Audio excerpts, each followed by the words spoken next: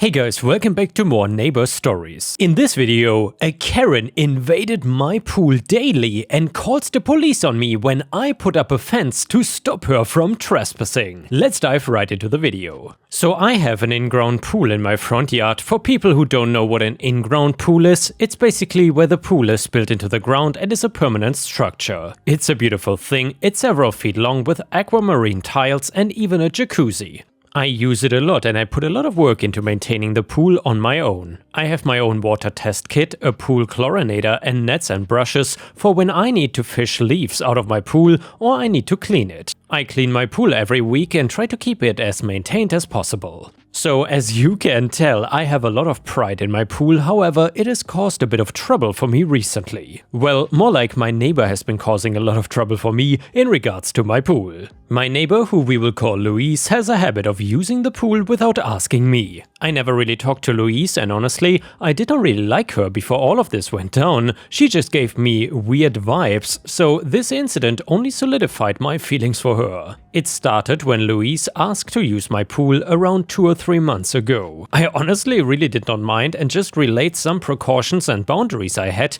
before letting her and her kids use it. It was a hot summer day, so honestly, it was understandable why they wanted to use my pool. However, I guess Louise took this as an invitation to use the pool whenever she wanted. She used it very infrequently, maybe once a week at best. First, she would let her kids dip their toes in the water. I did notice this, but I didn't really say anything, since they were not really causing any harm. When it started getting more frequent, I did confront her about this, but she said, "They're just dipping their toes." And I did not want to cause a scene in front of her kids, so I just let it go. For a time, that's all Louise did, and honestly, I did not want to be known as the unfriendly neighbor, so I just let them do what they wanted, since it was not really causing anyone harm. But then she started having her kids swim in the water. Again, she did not even tell me. I only found out when I woke up to a cacophony of noise at my front door. Her kids were playing around in the water and they were playing loud music from their waterproof speakers. Louise even had the audacity to be sunbathing. When I confronted her, she apologized briefly and said that it would not happen again. Of course, she was lying. I came home the other day to find Louise and her friends and their children in my front yard. In total, there were 11 people, 6 adults and 5 children, using my pool and taking up space in my yard. From the looks of it, the adults even brought their own chairs to lounge and sunbathe on. Water was everywhere and there were loose sandals and toys all over my yard. It made the place look like a pigsty. Obviously, this pissed me off and I confronted Louise in front of her friends about it. I tried to remain calm, so I firmly said, "Louise, you have used my pool without asking permission way too many times. I have no qualms about you and your kids using my pool, but you have to ask me first. Throwing an entire party on my property without telling me is not only disrespectful, but it's trespassing." Louise only scoffed and said that because we were neighbors, she deserved to use the pool, pointing out that she had never done anything wrong against me other than using the pool a few times without my permission. Well, I was not having any of it and asked her why she did not use her own pool.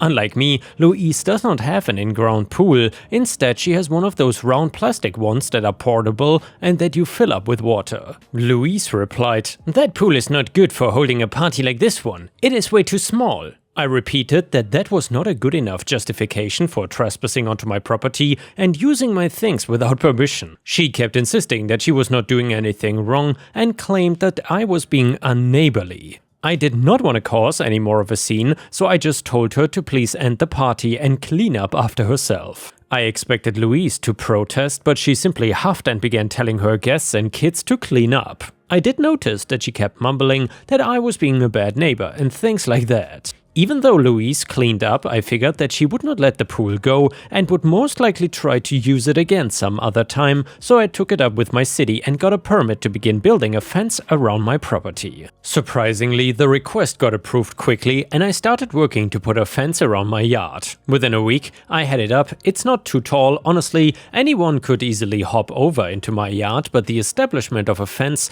dissuades people from stepping onto private property. I also put up a no trespassing sign for good measure, making sure to put it towards Louise's house so that she gets the message. A few days passed and there were no issues. I was honestly surprised that Louise did not hop over the fence and use the pool, so I guess the fence and signs really scared her off. But just when I thought I could leave the problem behind, I got a knock on my door a week later. There were 2 police officers at my front door, and they asked me a few questions regarding Louise, such as how long I've known her and if I speak to her frequently, things like that. Even though they had not said anything related to my pool, I immediately knew that it was Louise who called the cops on me and that it was most likely retaliation for my confrontation with her the other day. They were beating around the bush as to why they were here, so I asked, "Excuse me, officers, is there a particular reason that you are here?" And they explained that Louise had called the cops on me, claiming that I was harassing and threatening her. I explained that I was not harassing her, and if I had been threatening her, it was done in a non-violent way regarding the pool situation. The cops were confused when I mentioned the pool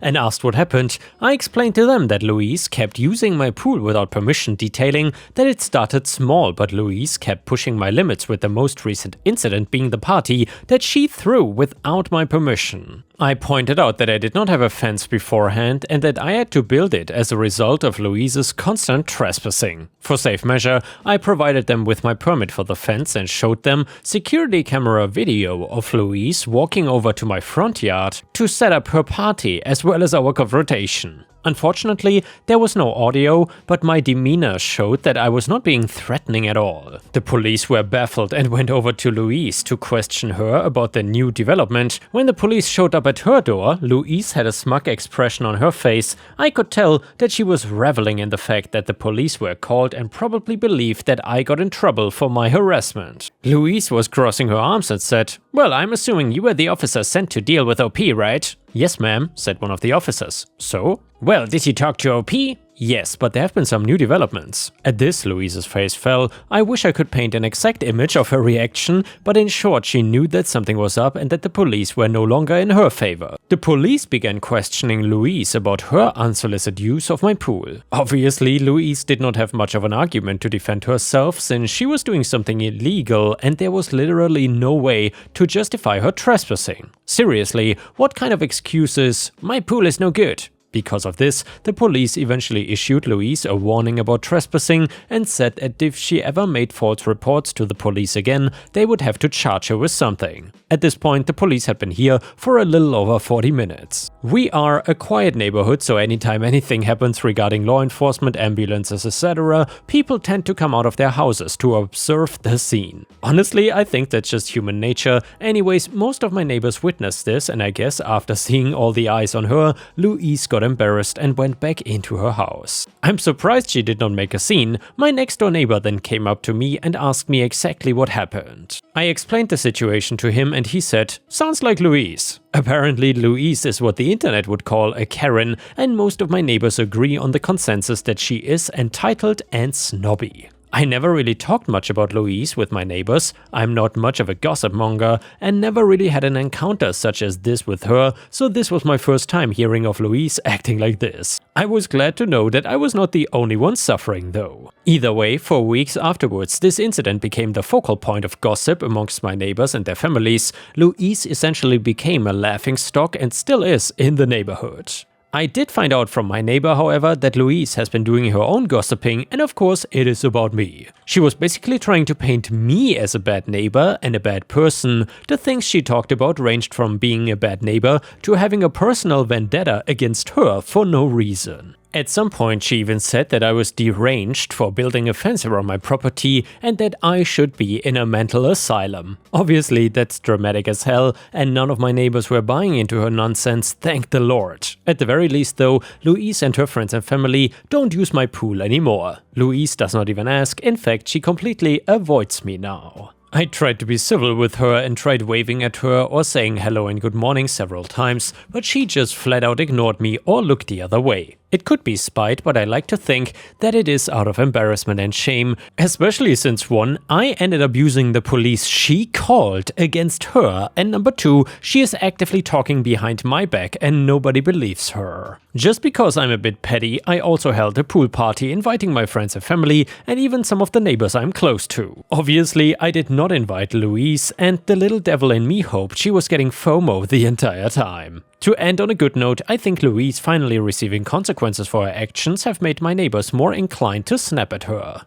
I think the fact that Louise finally faced some sort of punishment, one that was specifically brought down by the law, really made people less scared of her, and even though I don't like drama, I would say that's a pretty good outcome. And the next one is titled, Would I be the a-hole for opening an ex-neighbor's package after almost a year of them not coming to retrieve it? And by the way, if you have watched until here, I would very much appreciate it if you could subscribe to the channel if you haven't already. Thank you so much. So I, 33 male, have been living with my husband, 35 male, in one of 4 courtyard houses for 5 years. We love it here and have amazing neighbors. Now onto my question though. Context: one of the houses, for some strange reason, there are no interior or exterior problems and rent is actually reasonable, cannot hold a tenant. We've had 4 in the last year, with the last one staying the longest. The first neighbor who moved in back in January had a very toxic relationship and it would spill out into the yard. Cops were called and she eventually moved back to the East Coast with her parents. Lovely girl, and we tried to be supportive neighbors.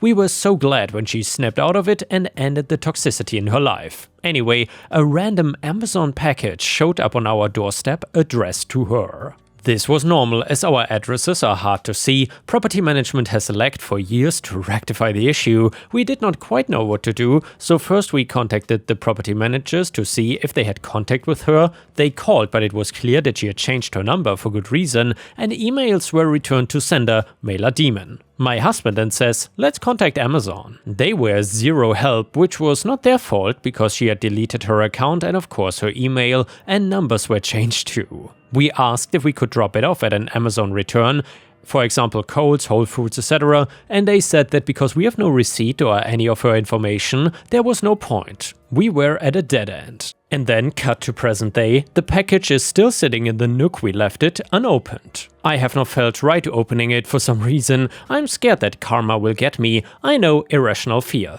However, the way this country is going, anything can happen. My husband is feeling the same way. All the what-ifs keep popping up in our heads and we feel absolutely silly to be anxious about an unclaimed package. Yet here we are. So would I be the a-hole to finally open the package? My curiosity has me yearning to know what's in it. Watch it be a self-help book. Edit: was not expecting to make a bunch of curious Georges out of this post, but I'm relieved to know that my anxieties are silly. Once the hubby gets home, we will open it together and decide what to do with the content of said package. I'll update with a big reveal. User in the comments said, open it so you know if to donate it or toss it and recycle the box. That's what I would tell myself, but curiosity is the real reason for opening it. OP then said, I jokingly told my husband, what if it's something we can regift to someone for Christmas? That ended in him being convinced we should open it, and honestly, I'm at the point where I might as well open it. It's the ethical thing to do, right?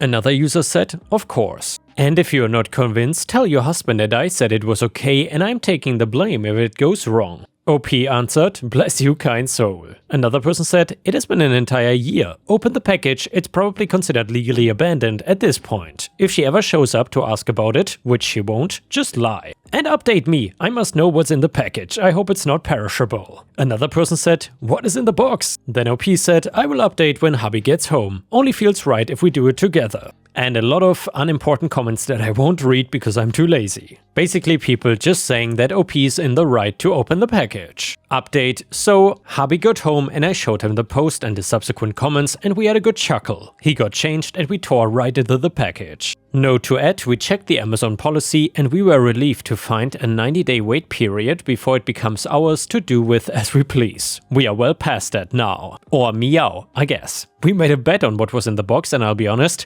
we went pretty dark on our guesses and both were completely wrong, which just showed that we are heathens. So to our surprise, it was a ring bell with 2 additional mini cams. Funnily enough though, we've been wanting to get one. Our house is off a busier street, we are near downtown, but not in it. We get people, both homeless and not, walking by, and we've had situations with invasive behavior. Hubby's YouTubing advice on the best angles while I read and reread the instructions, making sure I put it up right. Honestly, it's kind of ironic that she purchased the contraption and then left shortly after, but at least we got something out of it, right? Oh, and our guesses. So hubby bet some form of weapon for protection and I went more X-rated. Clearly we both lost, but in a way we kind of won, and a win is a win.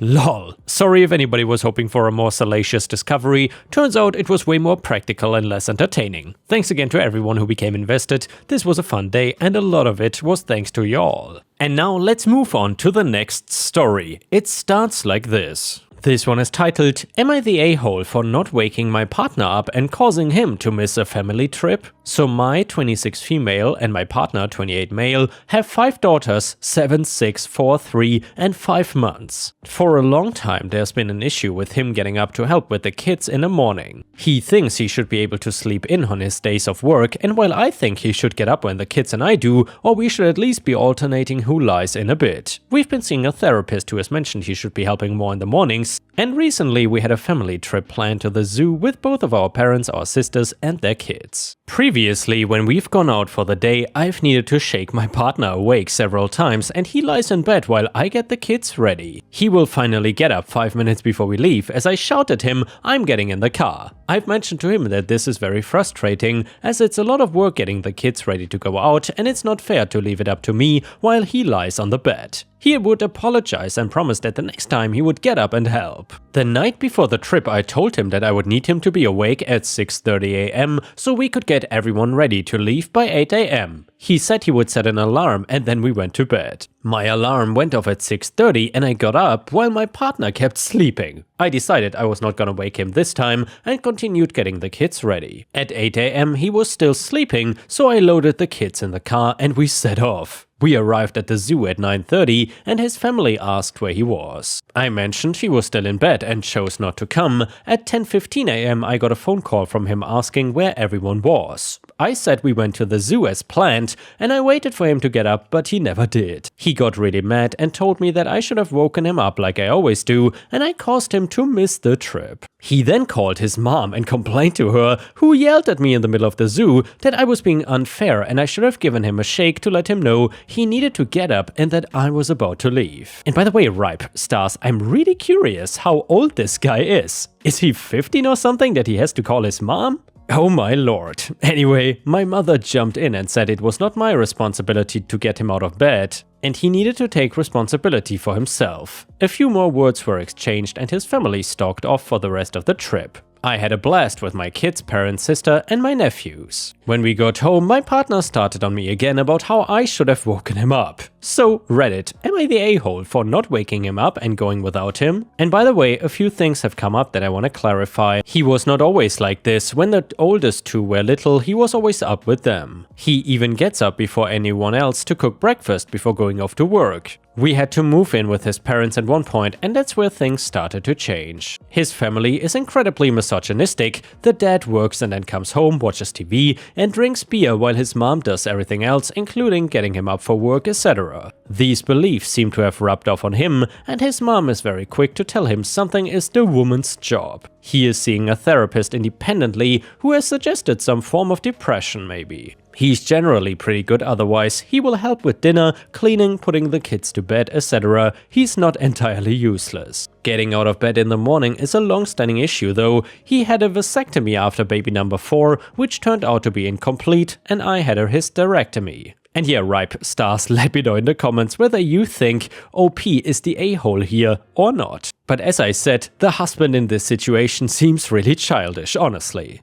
Who the hell runs to his mom or her mom when you're an adult? That's not how youth should handle things. Anyway, a comment on Reddit said, women being expected to wake their husband up is a problem common enough that we get like a post a week about it here. The answer is always the same, raise your kids, not your husband. Also, whenever a man feels the need to run to his mom when his wife is not coddling him, there's a problem in the marriage that needs focus. Not the a-hole. Comment number 2, not the a-hole. You get yourself and 5 kids up and out of the house without this a-hole bothering to get himself up and out? His mom's enabling is what got him here doing jack crap for 7+ years, but you owe it to yourself and your daughters to stop raising him. He needs to sort himself out ASAP and get himself into intensive therapy to figure out how he could so ridiculously be incompetent as an adult and parent. Update: after posting this, I received messages expressing concern and advice, so I thought I would update about how things turned out. The morning after this incident, my partner got out of bed when the kids did and took the older girls out for breakfast. Later, I asked him if he would be willing to read the thread and he agreed.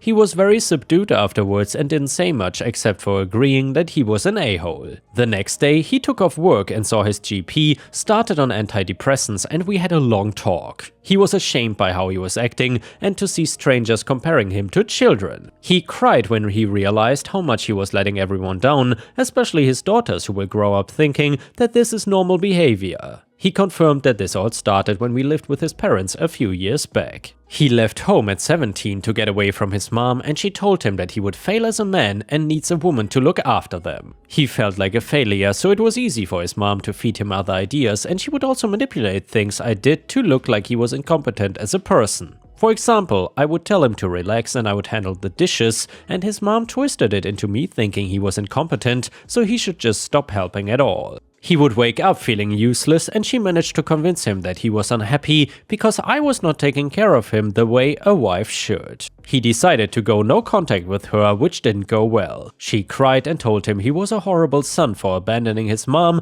and that I was trying to control him by forcing him to do it. He blocked her, but she would just use different numbers to continue calling him. After a week or so, he ended up changing his number, and we have not heard from his family since. He brought up that he was unhappy at work as it wasn't stimulating enough, but he felt like he couldn't leave. I offered to pick up some part-time work, but he said no, so he talked to his boss and took some time off and eventually quit. He spoke to my dad, who used some connections and got him a good job at his company. The new job is a primarily work-from-home position, so he is able to help with the girls more and has more free time. He's able to take the girls to school and watch them play while he works, which they all enjoy. Before he started the new job, he booked a trip for us to go to the snow for a week. We had a blast, and it was lovely to see him relaxed and happy and enjoying our girls and life. He's promised to be more honest about how he's feeling, and our relationship has improved immensely. Thank you everyone who gave judgment and advice, as he says it really helped him to see things more clearly, especially the toxic relationship with his mom. And here, Ripe Stars, I gotta say, I'm so happy for OP that the story took kind of a happy ending. Also, I gotta agree, it is really good to have these updates because they give a lot more details. At first, it really seemed like the husband was the bad person, aka the a-hole here, and he kind of was. But with that background information that the mom is so controlling and so manipulative and abusive, so in the end I definitely felt empathy and pity. Also, props to them for going no contact with this mom. Honestly, if you have such toxic family members, they can easily ruin a relationship. So I hope that won't happen to OP. I only wish her the best. Before we end the video, I will read one last bonus story from r/Petty Revenge that was highly rated. It is titled 10 or less items turns into a full cart? Well, I will catch you outside. So I was 30-something and a 40-something was in front of me in the supermarket 10 items or less line. She had like 15 to 20 items and I pointed out she was in the wrong line. She brushed me off and said, "It's just a little longer, just wait." Her 2 children start bringing items up and going back out for more. I'm pissed off and so are those behind me. By the time the family is finished hunting and gathering enough to fill a cart, she looks at me and says, "It wasn't so bad, was it?" Even the cashier was annoyed. I pay for my 5 items and see them loading their multiple bags in the trunk. As I wait, they get in their car and park directly behind them. About 30 seconds go by and I hear her horn toot. I wave at them. A very long minute ticks past. She gets out and walks to me and says, "We need to leave, can you move?" I said, "No, I can't, sorry." She starts getting irritated and I cut her off by saying, "It's just a little longer, wait." She then realizes I was behind her in line. I said, "You know, I guess my car is not done sitting in park. You're just gonna have to wait for me to be finished." She went back to her car and I felt so satisfied I sat for 7 minutes. She came out again twice and I rolled up the window on her and just played on my phone. It was annoying and yet awesome to watch. The seconds slowly creep. I felt quite vindicated when her tone got angry. After a good 8 minutes total, I let her leave with a smile on my face. And yeah guys, please don't forget to like the video and I will see you again tomorrow.